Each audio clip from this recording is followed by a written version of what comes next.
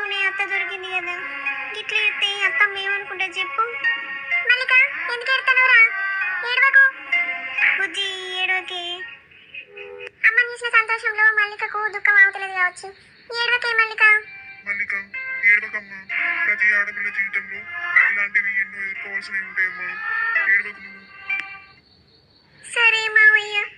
అల్లుడు మంచిగా ఉన్నవానయ్యా? మంచిగానే ఉన్నత్తమ్మా. మీరు మంచిగా ఉన్నారా? మంచిగానే ఉన్నాం అల్లుడు. వదిన మంచిగా ఉన్నారా? మంచిగానే ఉన్నాం వదిన. మీరు మంచిగా ఉన్నారా? మంచిగానే ఉన్నాం వదిన. ఆగో, మా కొడుకు కూడా వచ్చినట్టు ఉన్నాడు కదా.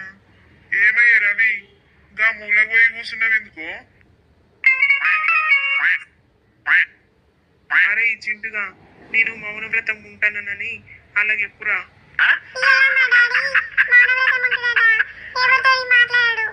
మౌనవ్రతమా నా బొంగ?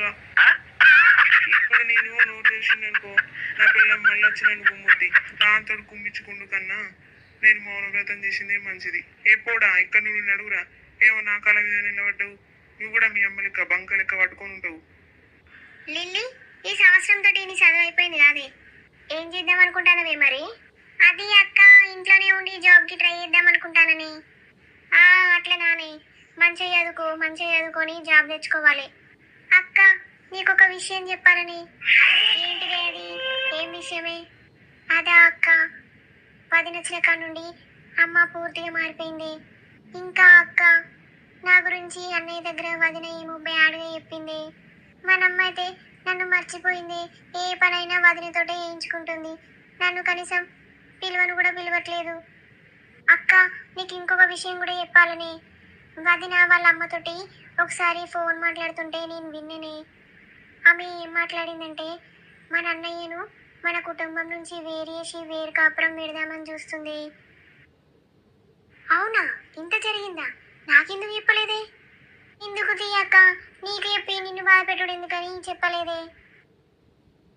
మన అమ్మ అయితే వదినొచ్చిన కాడ నుండి ఆమెతోటే ఉంటుంది. ఆమెను గింతంత పని కూడా చేయనిస్తలేదే. అన్నీ ఇదే చేస్తుంది. ఇంకా వదిన ముందు నన్నైతే ఇష్టం ఉన్నట్టు తిడుతుంది.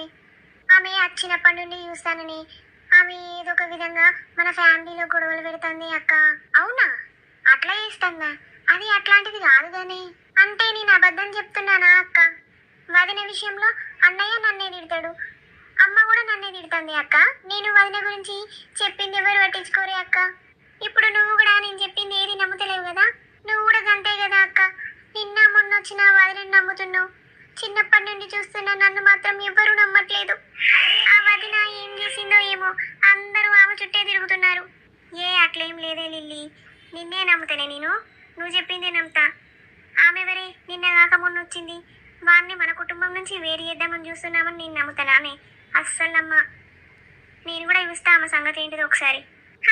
సరే అక్క, నాకు ఇంట్లో ఉండాలంటే అంత ఎలానో ఉంది. గట్లెందుకంటానే వెళ్ళి ఆమె నిన్ను అంతలా ఇబ్బంది పెడుతుందా? అవునే అక్క. దీని గురించి తర్వాత ఆలోచిద్దాం గాని, అమ్మ బూరెలు ఎత్తా అన్నదే. అందరూ బయట ఉన్నారట, మనల్ని అడిగి రమ్మన్నది. పోదాంపా. నువ్వైతే వెళ్ళే అక్క, నేను వస్తా. అమ్మయ్య, ఒక వికెట్ నువ్వు నా దిక్కు తిప్పుకున్నా.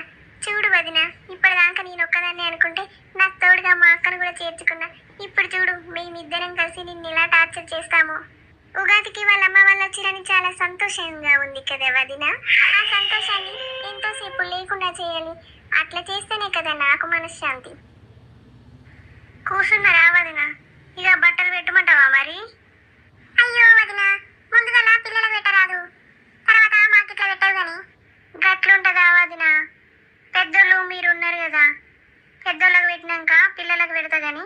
గట్లనా? సరే తీసుకోరు వదిన. ఇగో బావగారు, మీరు కూడా తీసుకోండి. మాకెందుకో పిల్లలకు పెడితే అయిపో కదా, అందరికి ఎందుకు పట్టుకొచ్చారు బట్టలు? ఏ గట్లుంటదా బావా? పండగ పూట అందరికి బట్టలు పెడితేనే మంచిగా ఉంటది. ఏదో ఇక మాకు ఉన్నంతలా అందరికి బట్టలు తీసుకొచ్చినాం. మా సంతోషం కోసమన్నా మీరు తీసుకోవాల్సిందే, తప్పదు. సరే బాబా, మీ మాట ఎందుకు కాదంట గాని తీసుకుంటా.